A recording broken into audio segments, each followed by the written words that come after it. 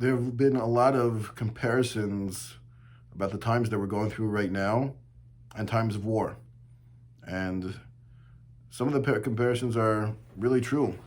Obviously, there's going to be a lot of, unfortunately, casualties, people that are sick and pass away.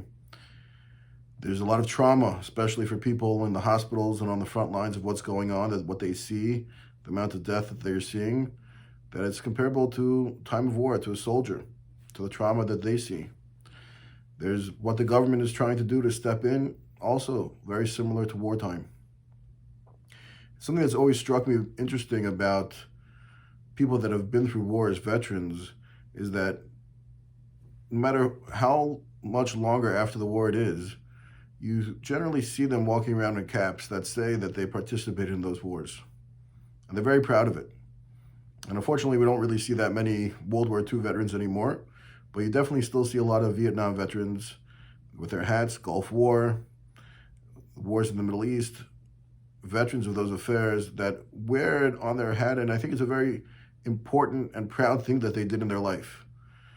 And I think there's a couple of reasons for that. One is, of course, that they feel that they've accomplished something very grand and very noble. But even if not necessarily do they feel that way about that certain war, I think they're still proud of the fact that they served, because I think it's something that's bigger than them. And I think the main point is they feel that they were challenged. They were challenged in their life. And generally a person can go through life without being challenged, without really finding out what they're made of and who they are. And that was the time that they felt most alive. They were challenged most as a human, as who they were, and they rose up to that challenge. Some of them did not, but the people that are proud of it, I think they were the people that did. They rose up to that challenge, and it was an extraordinary time in their life, a special time where they saw that they were more than they think they were. They were able to do more. They were able to rise up to challenges that they didn't think they would be able to cope with. And I think that the period that we're living through is a similar time. It's a very challenging time.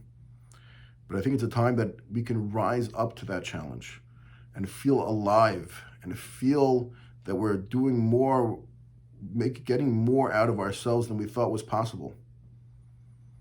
And I think we can rise up to this challenge. We can be there for our family, be there for our communities, not do negative things like going out to not social distancing, like hoarding.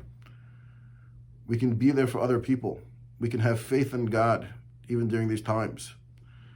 And we're going to look at these times, we're going to look back at these times and say to ourselves, did we step up to the challenge? Did we make ourselves extraordinary during those extraordinary times? Did we live up to these times? Did we awaken in ourselves things that we didn't know that we could do? Or not? So I think it's a time that we're going to look back upon and say, wow, I'm proud of the way that I handled that time. I'm proud of what it taught me about who I was. It made me aware of certain parts of myself that I never knew about. And I think we need to live up to those parts, live up to those challenges, and be proud of how we get through this time. And then we'll be able to look back at this time as a time that we really changed our lives and found out about ourselves as people, who we really are.